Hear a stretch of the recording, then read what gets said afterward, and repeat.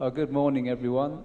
Lovely to see you all this morning in the gallery. Welcome to Blacktown Arts Centre, the Leo Kelly Blacktown Arts Centre, and also welcome to our online audience on Facebook as well. Thank you for joining us. My name's Paul Howard. I'm the Curator and Collection Manager here, and it gives me a good pleasure to welcome you all to the Arts Centre. I'd like to start by acknowledging that we're meeting today on Darug Nura, on the country of the Darug Nation, and I'd like to pay my respects to the elders past, present and emerging, and thank them for their custodianship of the land and for keeping us safe while we walk on country. Just a couple of little housekeeping items before we start. If there are a lot of people as the talk develops, you can break out into the deck. There's a bit more space. We're still running COVID restrictions here at the moment. Thank you for coming, everyone.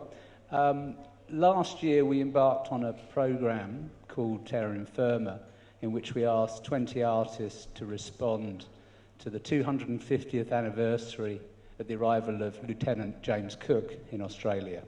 And we asked the artists to respond to this historical sort of moment in very different ways.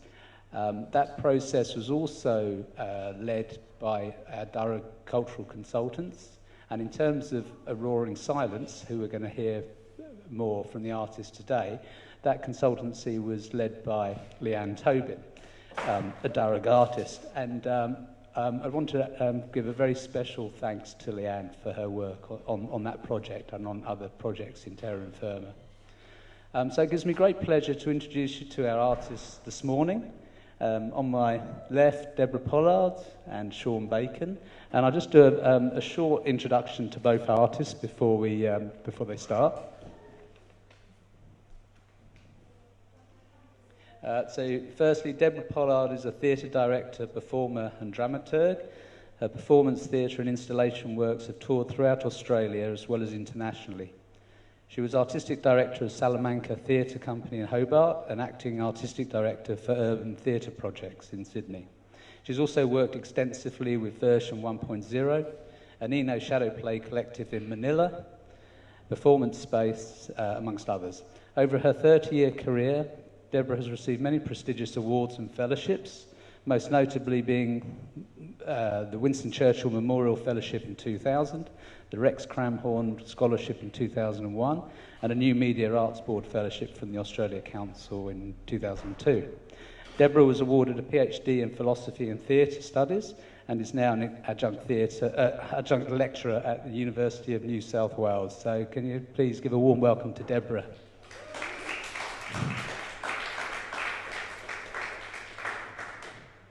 Sean Bacon has worked in the world of video production for the last 18 years, specialising in visual media and live performance. He is Australia's leading practitioner, working with live capture and live mixing of the visual elements in performance, creating a unique and dynamic theatrical environment.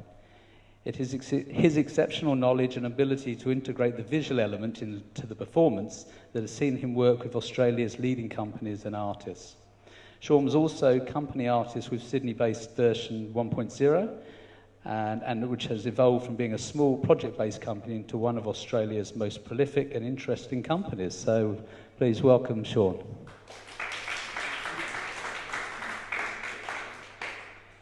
And so, Deborah, over to you. Can you tell us more about A Roaring Silence, which is a fantastic title, and your collaboration with Sean?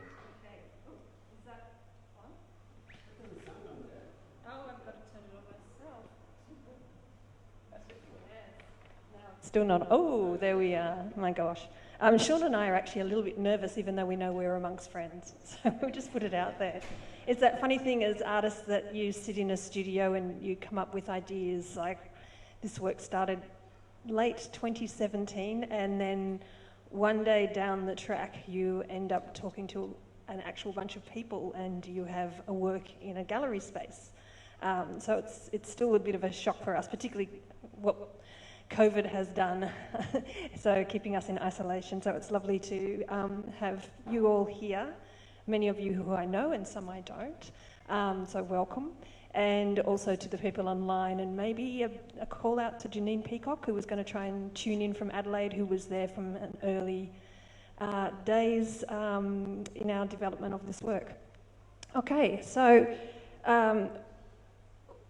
how I thought we'd structure this talk, and we don't want to go on for too long. We've got a few of our stars actually on the balcony, and they'll get bored. But we thought, Sean and I, would talk about our collaboration to start with, which has been very long, and that's becoming rarer and rarer in this country to have the ability to collaborate over decades. Which we've managed to do in a piecemeal way, but it makes conversations around work much easier when you have a shared history of making an aesthetic as artists. And then we want to get onto the actual project, A Roaring Silence, because for us the process of this work, the journey that we went on to make it, is actually in some ways a bit more important than the outcome. We're very proud of the outcome. It shocks us. It even shocked us when we went in there and went, wow, it's really working, that's great. But what's behind the work is very important for us, because it was quite a journey that we went on to arrive at the work. So I'll start off, and Sean's going to jump in occasionally. With our collaboration. So I moved to Tasmania in 1997 to take up an artistic directorship at Salamanca Theatre Company, and I met Sean, who had pretty much just graduated from the Tasmanian Art School, majoring in video. Yeah, and photography actually. Majoring in video and photography. It's a long time ago. Use the mic. Oh, yeah. I'm the performing one. Yeah, look, I just want to say that 1997 is a long time ago. Yeah, it is. It is a long time ago. I was very keen. That was largely a children's theatre company, and we moved it into extending that to young people from age 18 through to 25 and really beyond, as well as our school touring. And I started to invite artists from the art school to collaborate with us. And particular video, because at that time, if we think back to the 90s, video was actually the hot new thing on the block, and there was still a lot of room to go in terms of the interface between a live performer and a video. And you know, in the early days, that was often a backdrop, but over much thinking, I think we managed to crack that and integrate it a bit more. One work that I wanted to highlight from the Tassie days, because I think it is a bit of a precursor to the work you'll see today, is a work we called Still Life, and it was a site-specific interdisciplinary work in Oatlands. People who don't know Tassie, Oatlands is a very remote town that's between Launceston and Hobart. And it was quite, at that time, a poorer demographic of folk. They were losing their young people to the cities. There was a lot of drug use, a lot of difficult situations within the township. But what they had was this fantastic principal. He looked like he was something out of a Tarantino film. And I saw him on an ABC show, actually. It was one of those, it was either 7:30 report, and he was talking about rewriting the curriculum for people in rural centres, and how it wasn't appropriate to have the same curriculum for these kids who were completely isolated and felt like they had no hope for the future, including quite a prevalence of suicide rates in that township. So I contacted him and said, how about we come in and we create a work through the school? And he went, well, it's a pretty tough town. And so we all rocked up as artists in our blacks. And we soon realised that was really the bedrock of the township was the school and the children. And in order to make anything meaningful within that township, we needed to embed it within the children. And so we worked with the children to create questions that they might like to put to the adults in the township. And then with the help of Sean and other artists, Sally Reese and Matt Warren, We armed the children with cameras and they went out and they interviewed the entire town. And you see in the footage, which was then projected onto the colonial architecture of Oatlands, you see a softness in the adults because it's not us, the artists, coming in with our well-intentioned questions, but it's their children who they know because it's such a small town. And they got things out of the adults that we never could have in terms of the interviews. And we were very proud of that work. It was very hard work. But we arrive at this work again with the idea of working with children, and I think it really was seeded from that early practice and working with Salamanca Theatre Company. Did you want to add anything to that time? No, I mean, just to say, the site Pacific is pretty interesting because it was and also I guess in relation to process-driven work and the outcome, I would say that still life was like it's totally process-driven, and the outcome was fantastic. But there was a huge storm that came in. That's right, wasn't it? There was a huge storm. We had outside projections, we had cables everywhere, electricity, so it all had to change within like about 8 hours, didn't it? Which was quite upsetting for us, but no one else noticed. But it's just interesting in relation to process-driven work. Yeah. The other highlight I just wanted to point out with Sean and my collaboration. So as Paul pointed out, I largely worked in theatre and performance, and Sean came from a visual arts practice. Sean has been known in the industry to work very subtly within live performance. And it's still a bit rare that you get a video artist of his level that can walk through the theatre doors and understand what it is to be within a live process. And Sean's work is also very grounded within the outside world and in terms of a socio-political world. And so I can always draw on Sean to add into the work that we do, which is often political both with a capital P and political with a little p. The other work that we have worked on is with the theatre company version 1.0, who I know Nikki Haywood is here, and she's was a member of that company as well.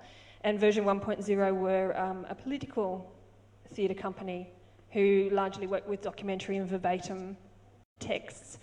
But on a formal level, they're also really known for early pioneering of that interface between live camera and existing sources as well as the live performer. And so the work that we worked on was The Wages of Spin, which was pretty much looking at Australia's response to the Iraq War. Did you want to comment on how you worked with that? He goes, no. No, I mean, just version of Spin, version 1.0. Yeah, certainly big part of my career. Like I was part of it for like, 14 years, and there is a lot of people in this room who know it well, and yeah, it's quite an honour to be part of that and part of that process and that integration. That's all I want to say. Yeah. And so Wages of Spin took place in 2006. It's rare to find footage of it online anymore because the website was actually taken down. The company sadly imploded. What year did it implode? 2014, is that right? People nodding heads, people shaking heads. Yeah, 2014, I think. Yeah. And they did a number of extraordinary works in the time that they were together, and I was a part of some of those works. So I'd like to head on to the project now, A Roaring Silence, and I'll start with the title of the work.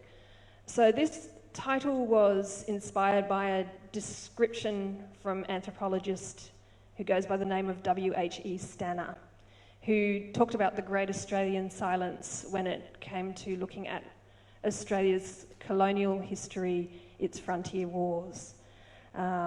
And we wanted to respond to that notion as being non-Indigenous artists and feeling within at least our small community and, my parents. There's a nervousness still around ideas of frontier wars and ideas of any Indigenous claims to a history that predates colonial times. And we really at first took on almost more than we could handle, thinking through this idea of what does it mean to stage white nervousness and inaction, and is there a point to it? Is there something more, you know, like as well-intentioned non-Indigenous folk, where do we sit within the picture of making a contribution to this conversation? We did a lot of research and reading. One of our very initial inspirations was actually Stan Grant when he released the book Talking to My Country, which was released in 2015. And there was one quote in particular that I read out to Sean in his studio, and I'd like to read it for you now, and it's almost like the starting point to our thinking. So he wrote, Australians know so little about us. They know so little about what happened here in their name. Perhaps they can talk about the American West, Sitting Bull and Custer and Big Horn. They may know of Caesar and Napoleon and Tutankhamun, but Pemulwuy, Windarin, Jundamara, what of these warriors and leaders who fought and died in their land? What about the massacres of Mile Creek, Coniston and Risdon Cove? And being educated people, Sean and I talked about this for a while, and it became very quickly evident that although we knew a lot of the places that Stan had mentioned, particularly, you know, very famously Mile Creek, and Sean coming from Tasmania knew of the Tasmanian references. But when it came down to actually talking about in detail what might have happened here, we were stumped.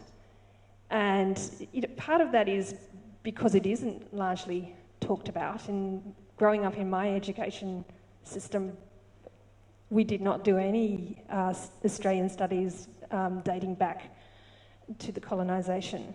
It was all about the world wars.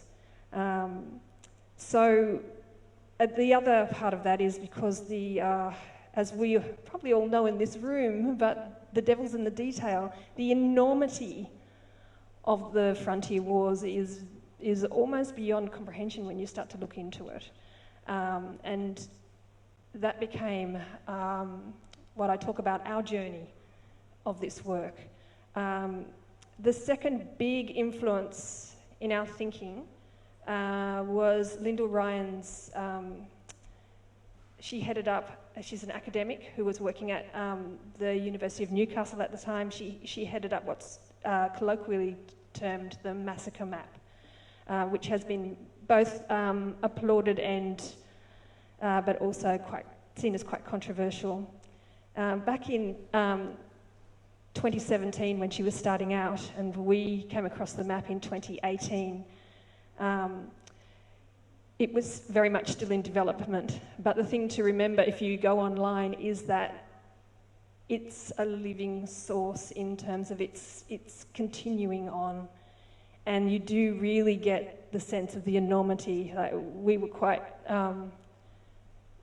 we know about this history, but we don't. That's what we're trying to get at. So we were absolutely gutted when we started to actually click on individual links. And it's an extraordinary document, even in that academic sense, because they've gone down the path of looking at what primary sources that possibly exist in terms of talking about this history, because it is so long ago and so much has been forgotten. And, you know, it's based on settler accounts. It's based on oral histories, both of the settlers, of the police, and of the First Nation.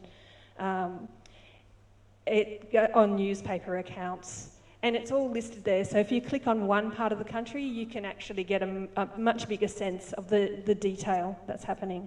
So that became quite a major influence in our early thinking about this piece. another influence, how am I going for time? Sorry. Okay.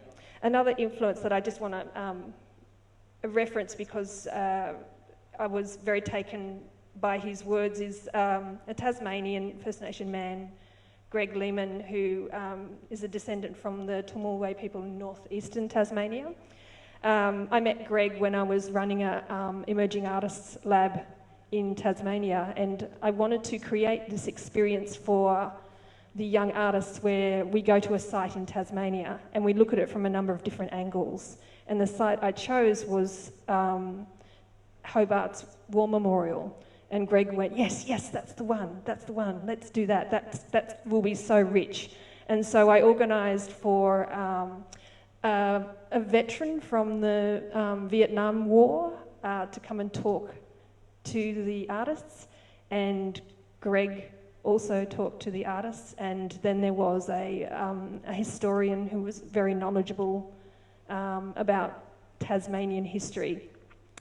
And the thing that Greg, of course, pointed out was, he got the he got the artists and walked around all the memorials and he said, okay, what's this memorial to? What's this memorial to? What's this memorial to? What's missing? What's missing? What happened on this land that we're standing on now? And it was the absence of any recognition of the onshore wars as opposed to the offshore wars that were venerated within this war memorial in Hobart. So that was also very influential for this work. Okay, so moving along. The real work of this piece happened actually in Adelaide through Vital Statistics Adhocracy Lab, which is a hothouse lab over 3 nights. Artists are just put in a really tense environment to actually show an audience every night work. And that was like, I entered it thinking we'd be just doing our slow development and then realised when we were there what we'd gotten ourselves into. So we did have ideas and we wanted to work with children. And we had an idea that we would do more reading and perhaps we would ask some children from the local youth theatre company, aged around 8, to come in, and we developed a script based on Lyndall Ryan's research for the children to ask adults questions about the frontier wars. So, and of course, we tested it on a few of the artists at the space, and all they could go was, I don't know.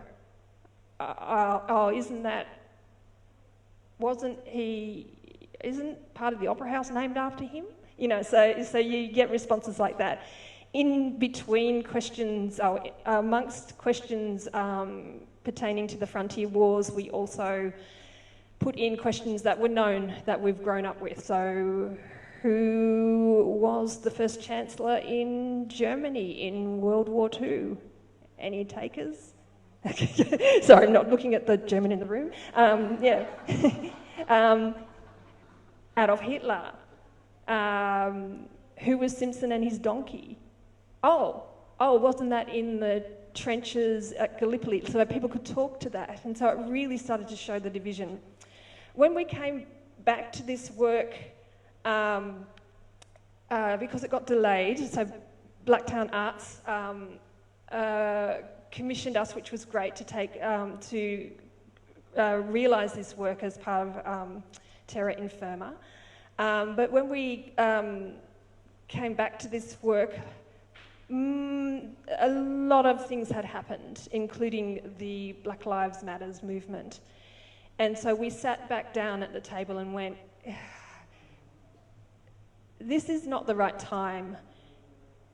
What can we feed into this debate that might be useful? And I think it's a very difficult time. It has the potential to be a very progressive time, but what we came away with was it's actually time to listen, which all of the research was telling us to do anyway. So instead of providing answers, instead of providing grand statements or a work that was so pointed, we stepped back and decided to create a work that had a lot of space. And if anything, if this work is to be called political, I'd say it's because it keeps it in the conversation. Yeah? So as a work, we've allowed ourselves to go quite abstract, using the same richness of material that we used over our research periods, a long time.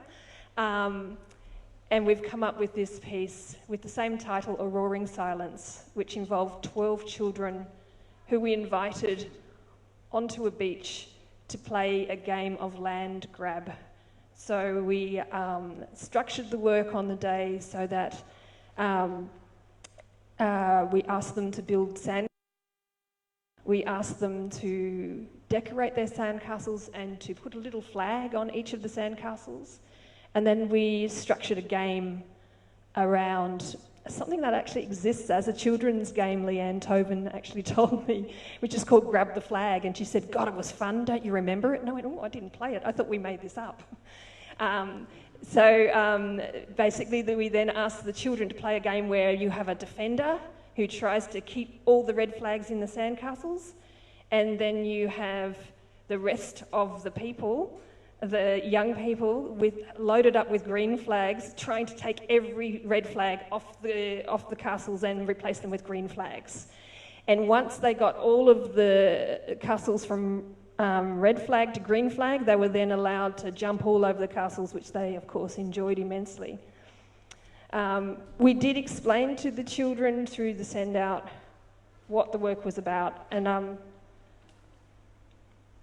I'd like to end today's talk with just reading out what we asked of the children. But before I do that, I'd also just like to thank them and name them. So our stars today, which you'll see on the 3 screens, are Nika, Tennyson, Ada, Elsa, Lila, Lihor, Arlo, Rocco, Ruben, Robert, Oscar, and Mia, all 12 of them. We'd also like to thank the carers and parents on the day, which were Margie Breen, Matt Rochford, Bibi Sarafin, Matt Henderson. Also, additionally, I'd like to thank the crew. So Sam James on second camera, to Sean's first camera and every other role on our small film set.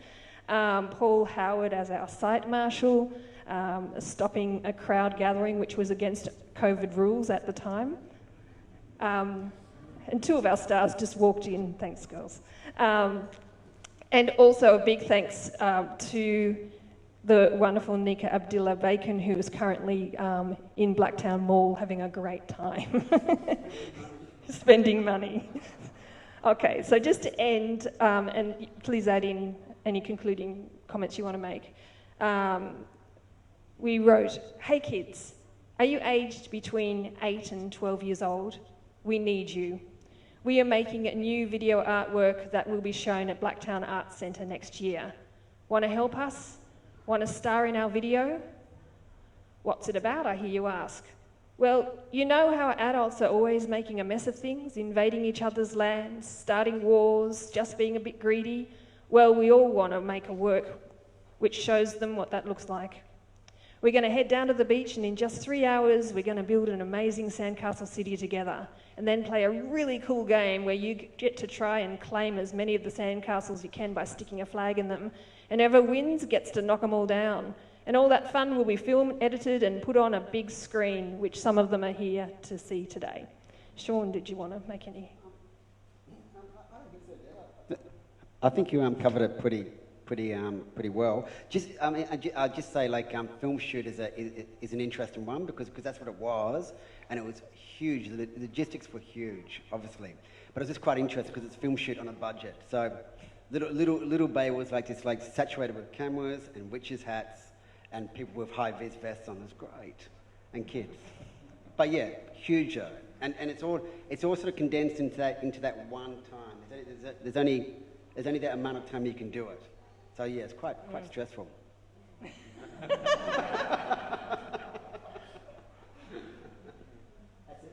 That's it. Oh, thanks very much for sharing that. You've obviously been on quite a journey with this project, and it's always good to be honest, Sean, as well.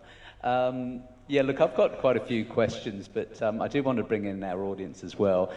My colleague Beth is actually moderating the online questions, so if you are on Facebook at the moment, you know, to contribute your thoughts and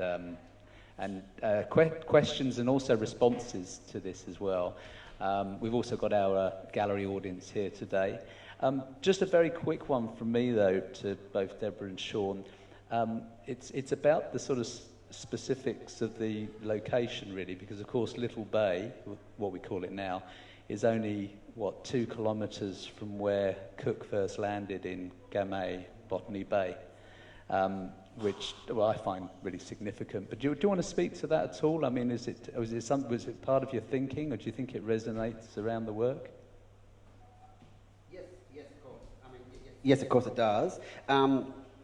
Also, just logistics as well, Paul. You know, I mean, seriously though, Little Bay is a perfect location. It's near La Perouse.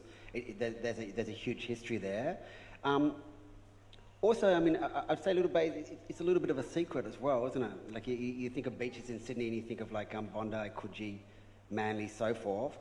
Whereas there's this fantastic Little Bay, it's quite private. So it suited our needs. It suited our needs down to a T in every respect. But I will say logistically, it was fantastic. Because doing it anywhere else would have been quite difficult. Anything? No? No? Okay. Any questions from our audience? Yes. I just wanted to ask if you'd be happy to talk about any moments of surprise that happened during the filming process. Anything? Yeah. When it started to the moment it ended. I mean, a lot of it's like a lot of it's by chance, really. I mean, we did. No. No, I don't mean that, but the logistics are huge, they're huge, but anything can happen, can't it? Like, really, anything can happen. We can't stop someone physically sort of walking into the shoot or stuff like that, but we did have a lot of cameras set up, and so we had a lot of bases covered. Oh, look, it was extremely well orchestrated, because you can't expect kids to come up with the material themselves. So we had there's the old thespian in me. It was 3-act structure. So we had, which you'll see in you just see in the theatre. I'm going to refer to it as a show. You will see in the installation, like, you can definitely see there's the setup, there's the build, there's almost a subplot, and then there's the actual the drama of the takeover of the land. But fun parts, we told the kids not to look at the camera, and they did, and that's the best part for me. I keep laughing when I see them going. Any more questions from our floor? Thank you for your talk, and thank you for the lovely work. I'm just wondering what any of the children's reflections were on participating. And I know they're in the room, and I don't know whether you think you can speak for them, but I'm just wondering what their thinking was about participating in it. On reflection. Yeah.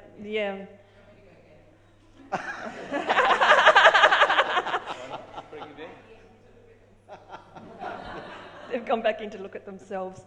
Look, I think, I can't, thanks, Jenny, for the question. I think it's great. I think when we were in Adelaide and we worked very intensely with 2 young boys, they had a far better understanding because the material was more pointed. And they were such intelligent little people, which was great. They were actually saying, oh, yeah, no, we know about that, Deb. We know about that, Deb. Which was heartening in a way, because every time I talk to school teachers, also was another research little element I did. I come from a family of teachers, And their response was, oh, well, it really depends on the teacher. And Leanne even said this too, like at this stage in Australia's education system, the teacher can choose to push particular lines of pedagogy around colonial and frontier war history. So if you get one who's interested, your children are going to be educated more in that way. But yes.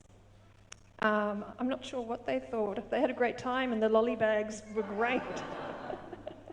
Do any of the children want to just say anything?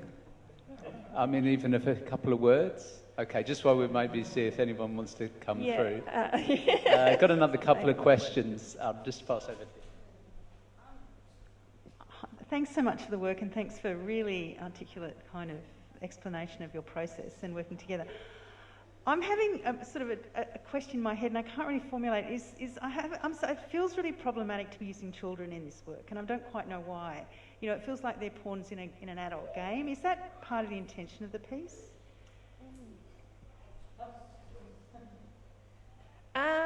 I don't know. Any child in any artwork, I'd say, is that. So that rules out a whole lot of artwork. I don't know. Like I think,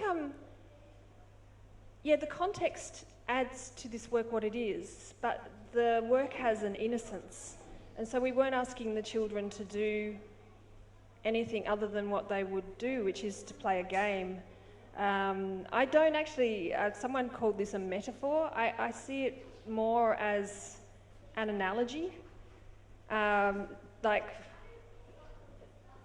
in our nature as humans, there is a competitive aspect. So I think what we did by playing the game was to try and expose just the competitive aspect. That I'm not sure whether that answers the question, but yes, of course, it's always a grey area. I think the first work was even greyer, to be honest. Yeah. And that's why it was possibly an even more powerful work, because it played with that ambiguity of power and innocence and who has the right to tell these stories, you know, yeah. Yeah, no, it's a fair question.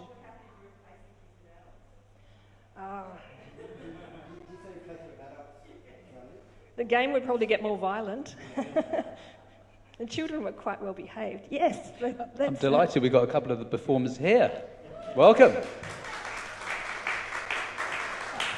This is Lila and Ada. Do you want to tell the audience your memory of the day? Okay. I got very sandy. And it was really fun, and I do understand the bit about colonialists and how it's about that, but I really enjoyed it.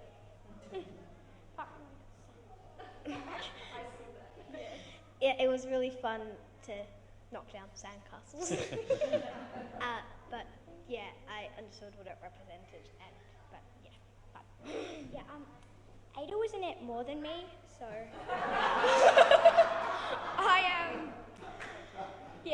I was just my legs walking around placing flags on things.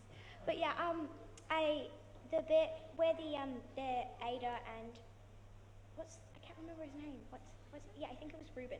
Anyway, they were placing the flags on a sandcastle, and it was slowly getting destroyed. And I mean, I guess, do you think it was fun just to place them?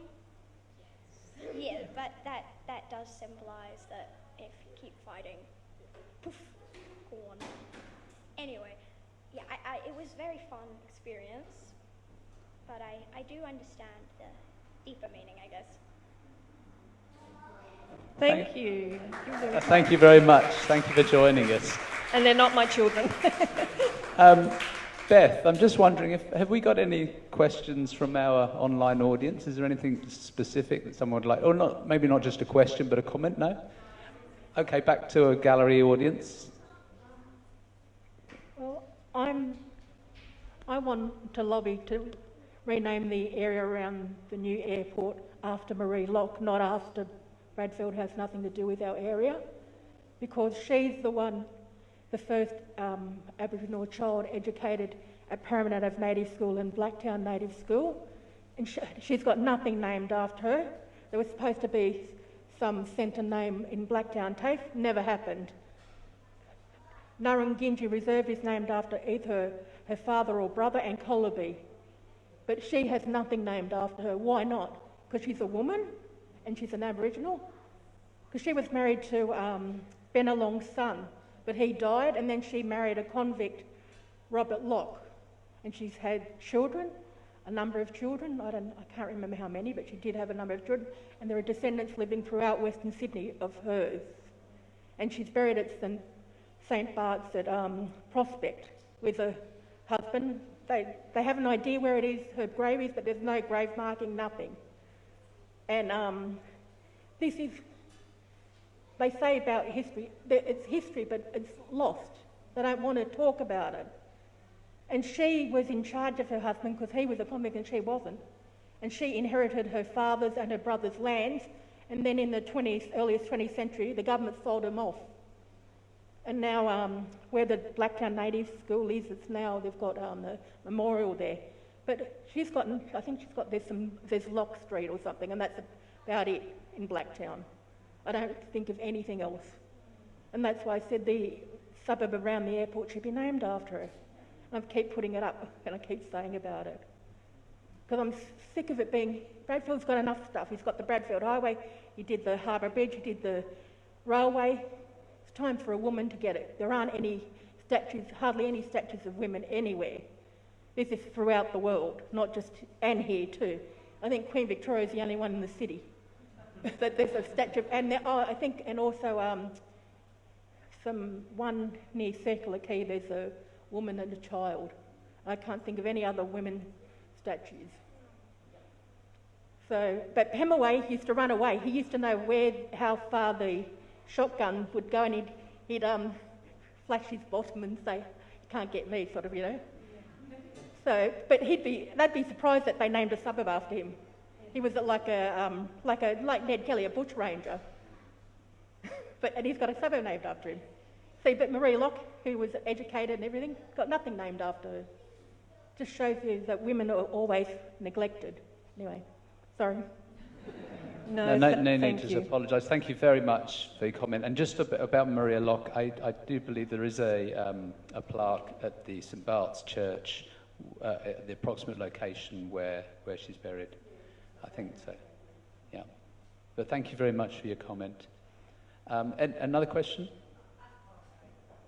Thanks, Paul. Thanks, Deborah and Sean. I don't have a question, but I do have a statement, and I promise we didn't scheme beforehand. My name's Alicia, for those of you who don't know me, and I'd like to also thank you for your work, but also the extraordinary program commissioned by Jenny and Pascal that sort of run over almost 18 months alongside with Paul. And then I'd also like to pay homage, because there's a lot of really important artists in the room, and I think both artists that have had a long journey with Blacktown Arts, and I'd also like to acknowledge a number of artists that have a future journey with Blacktown Arts here today. But what I also wanted to share with you about the whole space, in dialogue with A Roaring Silence, is actually Colouring in Blacktown. And this work is by Leanne Mulgo Watson, who is a descendant, who is Durrig, Annie Edna's daughter. It's also curated by Tian Zhang, Erin Wilkinson, and a mainstream artist, Peter Rush. And it draws the story of Aboriginal Blacktown and the song lines that run through this country. So as we talk about the journey of knowledge and knowing in the other space, it's in dialogue with this space, which has land that's never ceded. And this is an interactive drawing gallery, so you can see in it, and it opens next week, and I invite you all to come back and make your mark.